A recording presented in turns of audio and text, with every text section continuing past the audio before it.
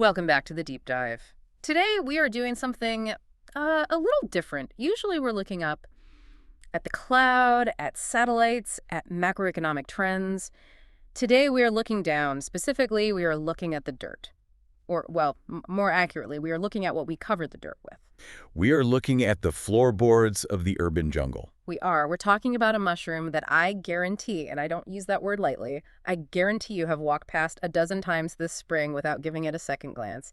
It is the pigeon of the fungal world. That's actually a surprisingly accurate comparison. Right. It's ubiquitous. It thrives in our concrete canyons. It eats our trash, or at least our landscaping waste. And it is largely ignored by the masses. We are talking about Agaricus praecox, or as the forager Alan Muscat affectionately calls it in one of our sources, the Mulchkin. The Mulchkin. I love that. It sounds like a character from a fantasy novel, but it captures the essence of this organism perfectly. It was a creature of the woodchips. So here's the vibe for this deep dive. Picture this. It is late spring, May, maybe early June. The tulips are fading, the weather is getting warmer, you are walking through a city park, or maybe you are just cutting through a corporate office park or a McDonald's parking lot. The kind of place that smells like exhaust, hot asphalt, and a very specific, slightly acrid smell of fresh dyed mulch. Exactly. You look down at that bed of wood chips, and there they are, a cluster of nondescript brownish mushrooms. And if you are like 99% of the population, you think, oh, a mushroom, and you keep walking. Or if you are a forager, you might think, oh, just another LBM, a little brown mushroom, which is usually code for boring, difficult to identify, and possibly toxic. But not today. Today we are stopping. We are kneeling down in that parking lot, probably making people nervous. And we are going to realize that this bland mushroom is actually hiding a massive biological identity crisis. It really is. It's a masterclass in how nature is often messier than our field guides would like us to believe. We are going to find out that this single species is actually a cluster of identical-looking siblings waging a silent war for territory. And we're going to look at a study from 2023 that suggests this parking lot resident might be a chemical factory with anti-cancer potential. And we are going to debate quite heatedly, based on the sources, whether you should put this in your pasta or kick it over. So let's start with the mission. The goal of this deep dive is to look past the beige. We are going to unpack the species complex, which sounds like a psychological disorder, but is actually fascinating biology. And we're going to figure out if it's a weed, a medicine, or maybe a pet we didn't know we had. I like the idea of it as a pet. Yeah. A companion species that we have inadvertently domesticated.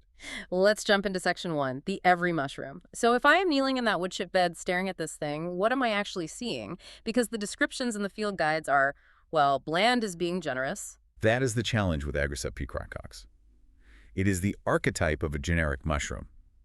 If you asked an AI to generate mushroom final v2.jpg without any stylistic prompting, it would give you this.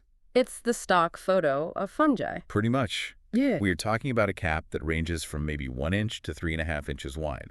When it first pops up, usually after a rain, it's, bun-shaped or bell-shaped. Then, as it matures and drops its spores, it flattens out. And the color, that seems to be a big point of confusion. It is. It's variable, and this is the first thing that trips people up. It starts yellowish-brown, maybe a bit tan, but here is a key term for you, and it appeared in almost every technical source we reviewed. Hygriphanous. Hygriphanous, that is a great word. It sounds like a spell from Harry Potter. It does, but biologically it just refers to the physics of the mushroom cells. A hygriphanous mushroom changes color drastically based on its moisture content. So when it's wet saturated with water from rain or dew, the cells are transparent. You see the dark pigments. It looks deep brown, almost like a chestnut. But then the sun comes out. Exactly. The sun hits that parking lot, the wind blows, and the water evaporates from the cap.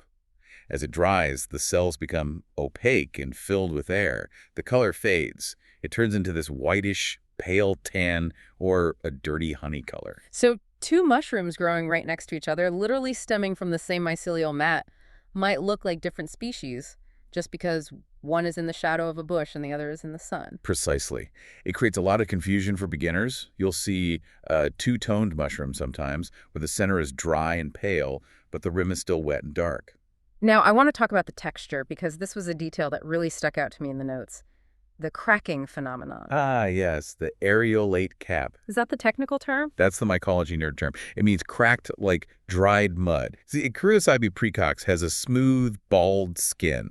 It feels a little tacky or sticky when it's young, but it is notoriously sensitive to humidity changes. So if we have a wet morning and then a hot, dry afternoon, The inner flesh of the mushroom keeps expanding, but the outer skin, the cuticle, dries out and loses elasticity. It can't stretch anymore, so it rips, it fissures. like the Hulk bursting out of his shirt, but way less dramatic. A little less dramatic, yes. Yeah. But it forms this beautiful mosaic pattern of cracks. Sometimes they are deep fissures showing the white flesh underneath. Early mycologists in the 1800s were totally fooled by this. They described the cracked ones as a completely different species because they look so rugged compared to the smooth ones. It's a shapeshifter. Okay, so let's look underneath. We have to talk about the veil, because this is a defining feature of the genus Agaricus, isn't it? It is. Agaricus literally translates roughly to field head, but the features are what matter. When the mushroom is a baby, a pin, the gills are covered by a thin white membrane to protect the developing spores. The partial veil. Right. As the cap expands and opens up like an umbrella, that membrane has to go somewhere. It tears away from the edge of the cap and stays attached to the stem. Forming a ring. Or a skirt, as some guides call it. A skirt, yes. But here's the problem with the Mulchkin. This ring is incredibly ephemeral. It is fragile. It's like cheap tissue paper. So you see it on the fresh ones. You might see a beautiful hanging white skirt on a fresh specimen at 8 a.m. By noon, after a breeze, it's gone. It just falls off, or it shrivels up into a little dark line on the stem, or sometimes it tears the wrong way and leaves little jagged fragments hanging on the edge of the cap, like a fringe. So it's a mushroom that gaslights you. I had a ring, I swear you just missed it. It demands that you look closely. If you find an older specimen, you might just see a faint ring zone, slightly different color on the stem where the ring used to be. But there is one feature that seems surprisingly reliable. I was reading the source from Wild Food UK Milo, the forager there, and he pointed this out specifically. The rhizomorphs. Yes. He said if you dig up the base carefully, don't just yank it, you see something specific. You see these thick, white, root-like cords. They look like shoestrings made of cotton, these rhizomorphs. And these aren't actual roots, right? Because fungi don't have roots. Correct. Plants have roots. Fungi have mycelium. Usually mycelium is microscopic. It's like a fine web. But Agaricus bundles its mycelium together into these thick cables. Why do they do that? What's the advantage? Think about the environment.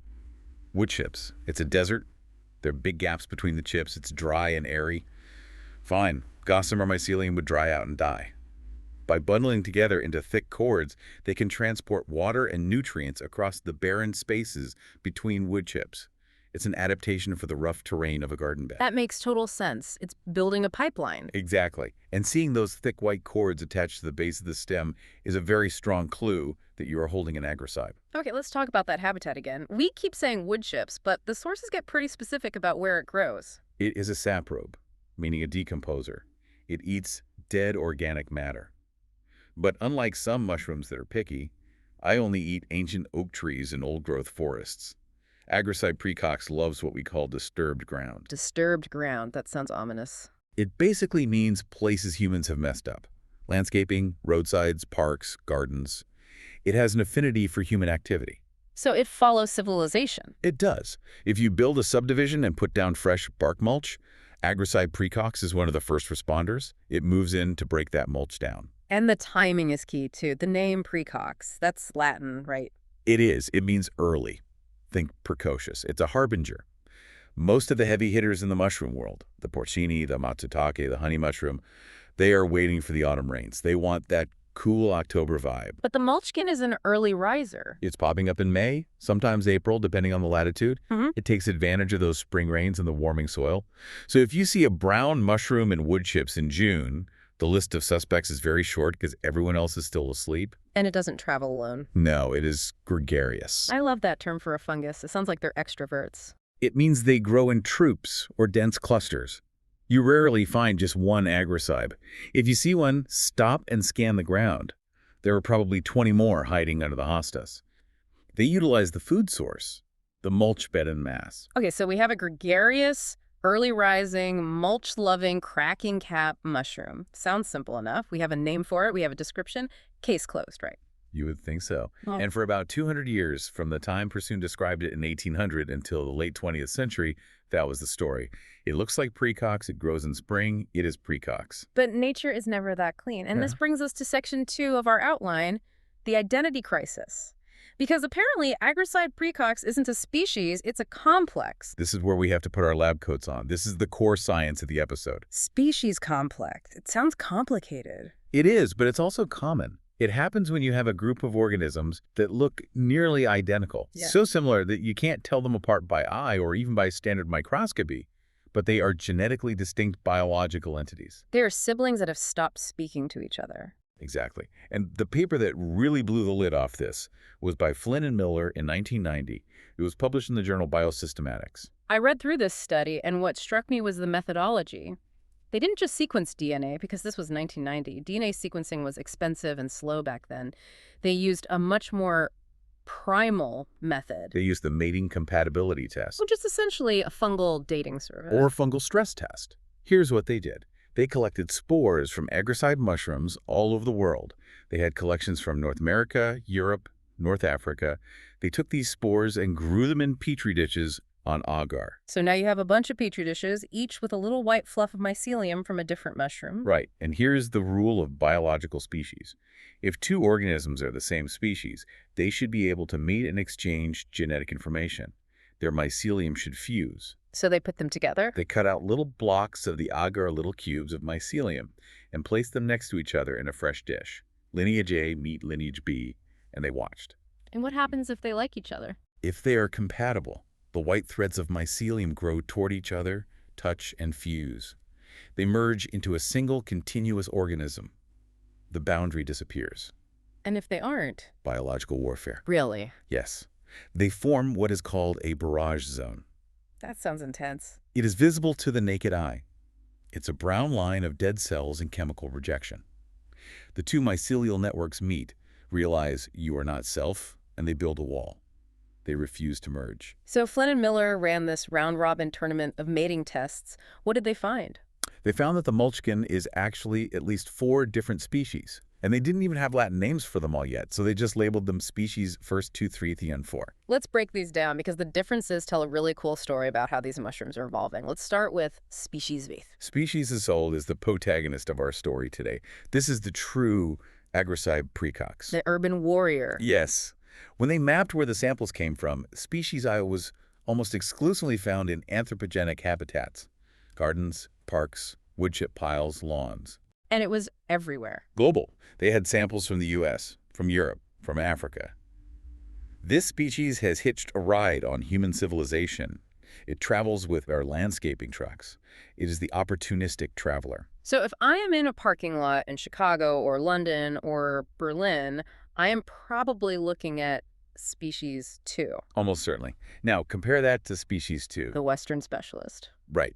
This corresponds to a provisional name, Agricide montana.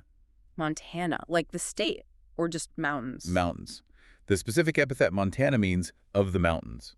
This species is found in western North America, the Rockies, the Cascades, the Sierra Nevada. And it doesn't like the city life? No. It is found in forests. It likes conifers and aspen. It grows on trails and logging roads. It still likes disturbed ground. A logging road is disturbed, but it's wild disturbed ground. Exactly. It degrades forest waste, not city waste. And crucially, it formed a barrage zone when paired with the urban species the first. They're genetically isolated. Then we have species 3. The eastern cousin, Agricide acericola. Acer means maple, so this is the maple field cap. So this is what I'd find in a forest in Vermont or upstate New York. Yes. It loves the hardwood forests of eastern North America. Beech, maple, oak. It grows on leaf litter and well-decayed logs. And here is the part that blew my mind. Species I and species 3 can live in the same neighborhood. They are sympatric. That's the biological term. You could have species I growing in your garden mulch, and 200 yards away in the woods behind your house, species 3 is growing on a log. But they never cross the line. They never cross the line. The garden mushroom stays in the garden. The forest mushroom stays in the forest. And they do not interbreed. They have carved out specific ecological niches to avoid competition. It's like they have a treaty. You take the wood chips, I'll take the rotting logs. Effectively, yes. And finally, species 4. The mystery sibling. The ghost. In the Flynn and Miller study, they found this species only once. a single collection from a park in Denmark. Just one. Just one. It refused to mate with species the third. It was doing its own thing, completely genetically isolated. So there is a cryptic Scandinavian species just hanging out, looking exactly like the others, but living in its own genetic universe. And that was in 1990. If we redid this study today with modern genomic sequencing, we would probably find species V, 6, and 7. The Mulchkin is likely a massive complex of species that are all evolving to fit slightly different niches. It really challenges the idea of what a species is. We look at it and say, that's an Agaricus. But the mushroom says, no, I'm species the third, and I wouldn't be caught dead in those wood chips. It proves that morphology, what you look like, is often less important than ecology, where you live and what you eat. So we've established that our bland little mushroom is actually a covert operative with 4 different identities. But let's pivot. Let's talk about what this mushroom can do. Beyond just decomposing your mulch and confusing taxonomists. Right. We found a study from 2023 published in Prospects in Pharmaceutical Sciences, and suddenly the Mulchkin is looking less like a weed and more like a pharmacy. This is a fascinating pivot. Scientists are constantly screening fungi for bioactive compounds. We know fungi are chemical wizards. They gave us penicillin, cyclosporine, statins. So why not check the Mulchkin? How did they do it? Did they just blend it up? Essentially, they took dried Agaricus precox fruit bodies, ground them into a powder, and performed an ethanol extract. They soaked the powder in alcohol to pull out the soluble chemical compounds. And then they ran it through a gauntlet of tests. First up, antioxidants. We hear that buzzword constantly. Superfoods, antioxidants. It's on every acai bowl menu. But what does it actually mean in this context? In a biological sense, antioxidants are compounds that neutralize free radicals. Free radicals are unstable molecules that damage cells. That's oxidative stress. For a mushroom living in a sun-baked, pollution-filled parking lot, oxidative stress is a huge problem. So the mushroom produces these chemicals to protect itself. Exactly. It produces phenols and flavonoids as a shield.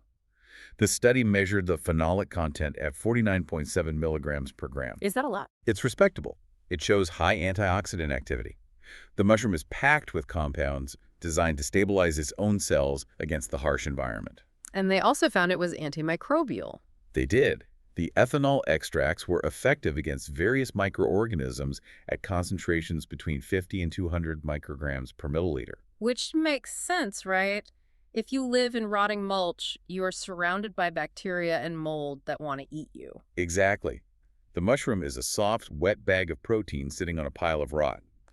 It needs chemical weapons to keep the bacteria at bay. It produces its own antibiotics just to survive until it can drop its spores. But the headline grabber in this study, the thing that really made me sit up, was the cancer connection, the A549 study. Yes, this is where we have to be very precise. Explain it to us. What is A549? A549 is a specific line of human lung cancer cells. It's a standard workhorse in oncology research. Scientists grow these cancer cells in petri dishes and use them to screen potential drugs. So they took the Mulchkin extract and dumped it on the cancer cells. In a controlled way, yes. And they monitored the results. They found anti-proliferative activity. It stopped the cells from glowing. It significantly inhibited the growth of the cancer cells. The extract interfered with the cancer's ability to replicate. That sounds incredible. It is promising. Yeah. But, and I cannot stress this enough, I have to be the voice of reason here. Please be the buzzkill. We need it. This is an in vitro study. In glass. It was done in a petri dish. That is a universal way from an in vivo study in a living body. Because the human body is complicated. Extremely. If you eat a mushroom, your stomach acid hits it. Then your enzymes. Then your liver filters the blood. By the time any compounds reach your lungs, they might be broken down, metabolized, or excreted. Just because it kills cancer cells in a dish does not mean eating a mushroom pizza will cure lung cancer. Right. Bleach kills cancer cells in a dish, but you shouldn't drink bleach. That is a perfect, if grim, analogy. So please do not cancel your medical treatments to forage for woodchip mushrooms. But it does show that there is something there. It shows that Agaricus precox contains bioactive molecules that can manipulate cell growth. That is a lead. That is something pharmaceutical companies can isolate, synthesize, and modify into a drug. Nature has done the R&D, we just need to decode it. Exactly. But there is a flip side to this chemistry, and it brings us back to the disturbed ground issue.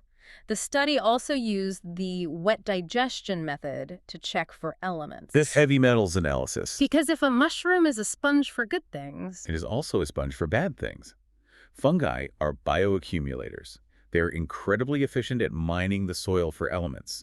If they are growing in a pristine forest, they pull up calcium and magnesium. But if they're growing in dyed red mulch next to the I-95 off-ramp, They are pulling up lead, cadmium, mercury, arsenic, whatever is in the exhaust fumes, whatever leaked out of the car batteries, whatever is in the road runoff. and don't forget the mulch itself. Is it recycled construction wood? Does it have treated lumber in it? Has the landscaper sprayed Roundup, glyphosate on the bed to kill weeds? The mushroom soaks it all up. It concentrates it. The mycelium acts like a net, gathering these toxins, and then pumps them into the fruit body, the mushroom. So that innocent-looking Mulchkin might be a toxic cocktail of heavy metals and pesticides. Which leads us perfectly into the question everyone always asks, can I eat it? The to eat or not to eat debate. The sources are, let's say, conflicted. That is putting it mildly. I found field guides that say edible. I found others that say inedible. I found some that say bitter. And the French guys usually just say without value. Ouch. Let's talk about the flavor profile first. The word that keeps coming up is mealy. Farinaceous. It's a classic mycology smell. It means it smells like raw flour or wet grain or dough. That doesn't sound terrible. It's not terrible, but it's distinctive. Some people compare it to cucumber or watermelon rind, but often with a rancid edge, like a cucumber that's been in the fridge a week too long. And the bitterness. That is variable. Remember the species complex. It's possible that species things is more bitter than species 3. But generally, the cuticle, the skin of the cap, can be quite bitter. But we have Milo from Wild Food UK. He seems to be the defense attorney for this mushroom. Milo's a brave soul. He argues that the bitterness disappears with thorough cooking. He considers it a decent edible. His argument seems to be based on logistics. Volume, exactly. He points out that you can find 5 pounds of them in 10 minutes in a single parking lot. If you are a forager who wants to fill the freezer, Agaricus precox is a goldmine. It's free calories. But then you have the texture issue.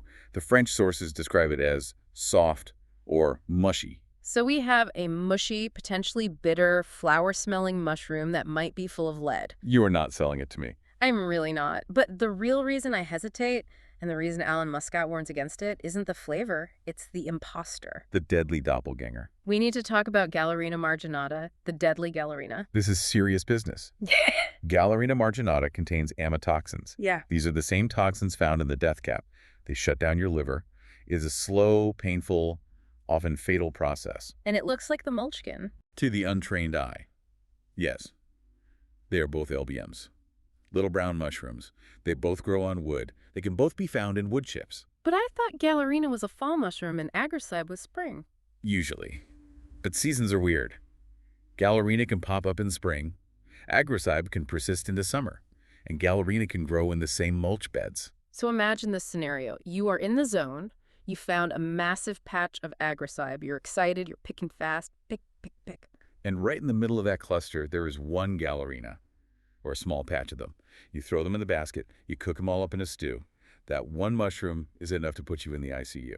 How do we tell them apart? If I'm holding a brown mushroom, how do I know if it's a Mulchkin or a funeral ticket? You have to look at the spore print. This is non-negotiable if you are eating brown mushrooms from wood chips. Walk us through it. You cut the cap off, place the gills down on a piece of white paper or foil, cover it with a bowl, and wait a few hours. The spores will drop. And what are we looking for? Agaricus has a dark brown, almost purple brown, or cigar brown spore print. Galerina has a rusty brown, orange-brown print. Rusty is risky. Rusty is deadly. Are there other physical differences? Agaricus is usually sturdier, fleshier. Galerina is more fragile, thinner. But honestly, relying on sturdiness is a bad idea for beginners. The spore print is the only safety net. And even then? Even then, is it worth it? For a mushroom that tastes like wet flour. That's the calculation. Risk versus reward? Exactly. If it tasted like lobster, maybe I'd take the risk. But for Agaricus, I'll pass. What about the other lookalikes? The cousins? There is the wine cap, Stropharia rugosanulata. It grows in the same mulch beds. But that's a good one, right? Oh, it's delicious. And it's huge. It has a burgundy cap, purple-gray gills, and a thick, cogwheel-shaped ring. If you mistake an Agaricus for a wine cap, you're just going to be disappointed by the size and flavor. It's not dangerous. Oh, and the poplar field cap. Cyclocybe agerita. This used to be an Agaricus, but DNA evidence moved it to a new genus. It grows on poplar wood, usually up on the tree or stump, not in the chips. It's a prized edible in Europe and Asia. So if it's on the tree, it's likely the good one. If it's in the chips, it's the Mulchkin. Broadly speaking, yes. Now let's get into the weird side of the internet. Section 5. I found this source. Zombie mushrooms. Great name for a website. Very catchy. And they list Agaricus praecox as hallucinogenic edible. Marginal. That word is doing a lot of heavy lifting. So, is there any truth to this? Are the Mulchkins magic? We need to unpack this carefully because there is a lot of misinformation out there. There are persistent anecdotal reports on forums like the Shroomery where people claim they ate Agaricus and felt a mild buzz or activity. Where does that come from? Is it the placebo effect? Placebo is a powerful drug. If you eat a weird mushroom hoping to trip, you might feel something. But there is also a chemical confusion. The indole thing. Right. Agaricus praecox does contain indole derivatives. Psilocybin, the magic compound, is an indole. But not all indoles are hallucinogenic. Melatonin is an indole. Serotonin is an indole. Yeah. Just having that chemical structure doesn't mean it trips your brain switches.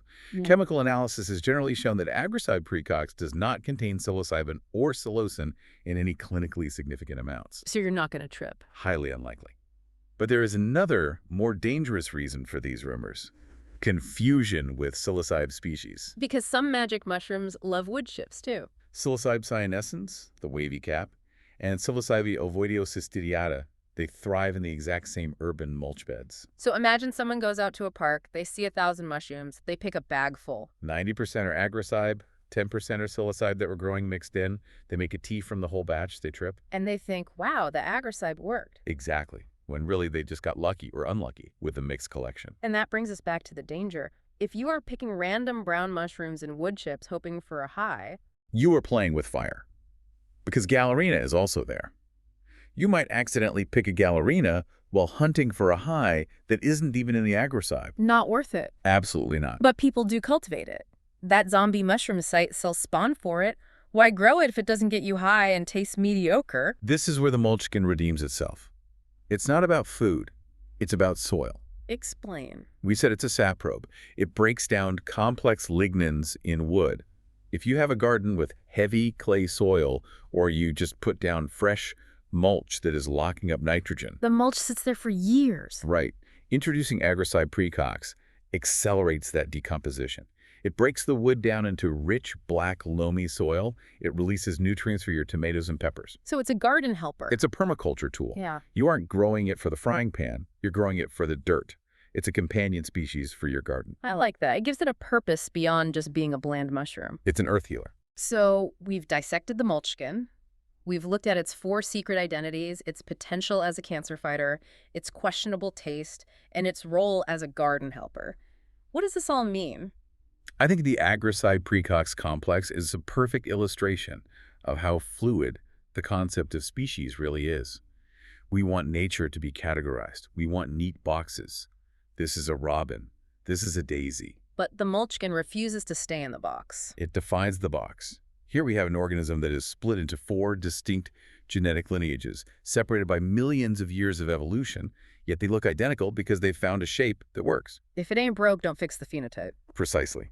It challenges us to look deeper, to not just trust our eyes, but to understand the ecology. Where does it live? Who does it mate with? That is the real biology. And I love the idea of it as a follower of civilization. It really is. Yeah. Next time you walk past that bed of wood chips in the city park, realize you aren't just looking at mushrooms. You're looking at speciesia. A specific biological entity that has adapted perfectly to the world humans built. It saw our parking lots and said, I can work with this. It followed our landscaping trucks across the globe.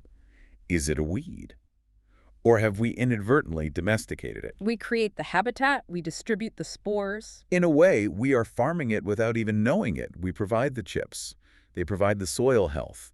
And perhaps one day, the pharmaceuticals. So next time you see those bland brown mushrooms cracking in the sun, give them a nod. They're working hard. And maybe just leave them there. They're doing more good in the mulch than they will in your frying pan. Sound advice. Thanks for diving deep with us. Always a pleasure. Keep looking down. You never know what you might find. See you next time.